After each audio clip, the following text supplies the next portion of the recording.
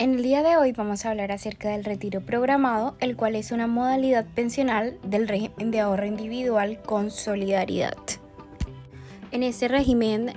las modalidades en estudio se caracterizan en primer lugar por el hecho de que las pensiones se financian con el ahorro de las contribuciones hechas para el efecto por los empleadores o en otros casos por los trabajadores en cuentas de propiedad individual de los afiliados, así como por los rendimientos logrados por la inversión financiera de los mismos. Bueno, entonces en cuanto a la normatividad del retiro programado, principalmente se encuentra consagrado en el artículo 81 de la Ley 100 de 1993. Como tal, ese es el artículo que va a ser desmenuzado a continuación. En el contrato como tal del retiro programado, el afiliado o beneficiario ha decidido dejar su capital en la cuenta de ahorro individual. El afiliado firma con la administradora de fondos de pensiones un contrato de administración de mesada pensional bajo la modalidad de retiro programado. Como ya se había hecho mención, el retiro programado es administrado por las administradoras de fondo de pensiones porque se trata de una cuenta de capitalización individual del afiliado que se encuentra a partir de la elección en el Fondo Especial de Retiro Programado. En cuanto a la sucesión, se tiene de que en el retiro programado el afiliado es dueño del dinero acumulado en su cuenta individual que se encuentra en el Fondo Especial. Y en caso de que éste fallezca y no queden beneficiarios de pensión de sobreviviente, el saldo remanente en la cuenta individual pasa a la masa sucesoral. Ahora bien, hay un tema muy importante en cuanto a las mesadas y el cálculo de la anualidad de la pensión. Y es que en el retiro programado las anualidades son calculadas como un sistema de cuotas crecientes anualmente en proporción geométrica. Este cálculo incluye la rentabilidad promedio observada en los últimos años y el comportamiento de la inflación. De esta forma se recoge el comportamiento determinado por la ley, según el cual las anualidades calculadas en la primera etapa de desacumulación son ajustadas de forma anual por la variación en el índice de precios al consumidor. Y si bien este hecho de que la pensión se recalcule o que la mesada pensional pueda cambiar cada año, se puede explicar o tiene su razón de ser en las siguientes razones. Entonces, la mesada pensional puede cambiar cada año, ya sea porque que el afiliado haya vivido un año más, cambia la relación entre los fondos disponibles y la esperanza de vida del grupo familiar cubierto. También se incluye que por fórmula de tasa de intereses técnica utilizada para el cálculo del retiro programado, al igual de la variación del IPC. Y también puede ser debido a la rentabilidad efectiva de los fondos de pensiones que se refleja en el saldo de la cuenta individual al término de la anualidad. Entonces, básicamente ese cálculo de la anualidad en el retiro programado es el que conlleva a la variación de la mesada pensional cada año dependiendo de los factores expuestos.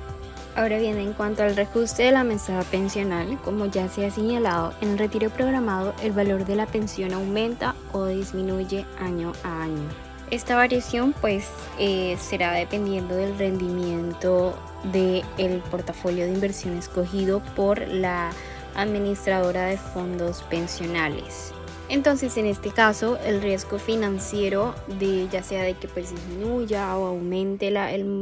el valor de la mesada pensional, lo va a asumir siempre el afiliado. Entonces, esto implicaría que el pensionado, en el momento de elegir dicha modalidad pensional, conoce que, dado los rendimientos del fondo especial, la pensión puede aumentar, quedar igual o disminuir cada año. Ahora bien, en el año del 2008, la Corte Constitucional, mediante sentencia T-1052, decidió que todas las pensiones deben reajustarse anualmente según la variación porcentual del índice de precios al consumidor, que es el IPC,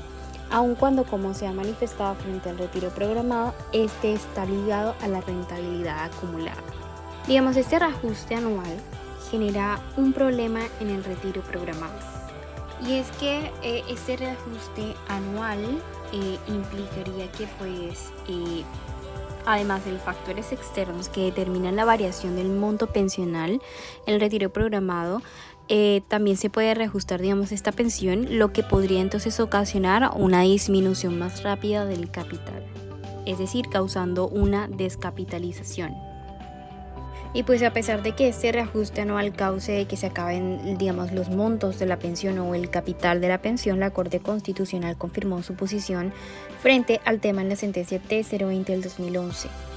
aceptando que el riesgo de descapitalización sí existe, pero lo considera insuficiente para anular el derecho al reajuste pensional,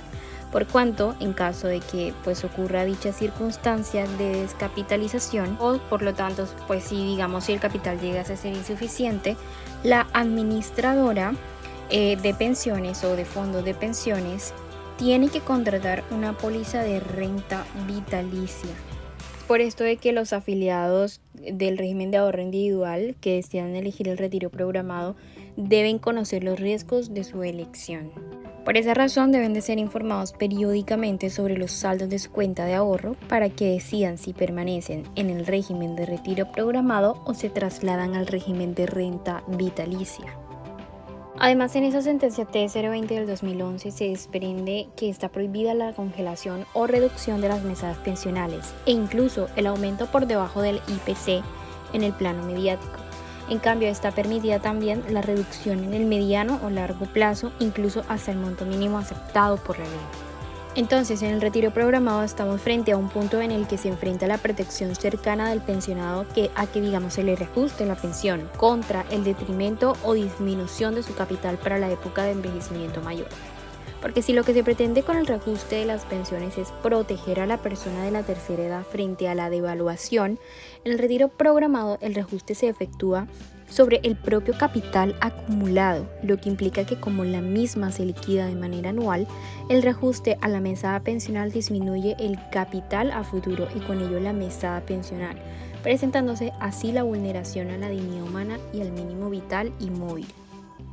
La norma ha sido muy clara frente a la modalidad del retiro programado y según el artículo 12 del decreto 832 de 1996, en los términos del artículo 81 de la ley 100 de 1993, la AFP o la administradora de fondos de pensiones que ofrezcan el pago de pensiones bajo la modalidad del retiro programado deben controlar permanentemente que el saldo de la cuenta de ahorro individual, mientras el afiliado disfruta de una pensión pagada bajo tal modalidad, no sea inferior a la suma necesaria para adquirir una póliza de renta vitalicia. Teniendo en cuenta tal disposición y el decreto 719 de 1994, el afiliado deberá informar por escrito a la AFP o a la administradora de fondos de pensiones en el momento de iniciar el retiro programado, la aseguradora con la cual ésta deberá contratar la renta vitalicia en caso de que el saldo no sea suficiente para continuar recibiendo su pensión bajo la modalidad del retiro programado. La administradora contratará con la última aseguradora informada por el afiliado. Además, la norma igualmente señala que la AFP deberá informar al pensionado con por lo menos 5 días de anterioridad a la adquisición de la póliza sobre la necesidad de continuar recibiendo su pensión bajo la modalidad de la renta vitalicia, así como las nuevas condiciones de pago de la misma. En todo caso, se considera de que debe de incorporarse en el contrato de retiro programado o en un reglamento respectivo una cláusula que aluda al artículo 81 de la ley 100 de 1990, el cual especifica que el saldo de la cuenta individual mientras el afiliado disfruta de una pensión bajo esta modalidad no podrá ser inferior al capital requerido para financiar al afiliado y a sus beneficiarios una renta vitalicia de un salario mínimo legal mensual vigente, indicando que por tal razón en el momento en que el saldo deje de ser suficiente deberá adquirirse una póliza de renta vitalicia. Además, la misma norma señala que si el saldo final de la cuenta individual fuese inferior a la suma necesaria para adquirir una renta vitalicia y la AFP no tomó en su oportunidad las medidas necesarias para evitar esta situación, la suma que haga falta será a cargo de la AFP, sin perjuicio de las sanciones administrativas a que haya lugar por el incumplimiento a un deber legal.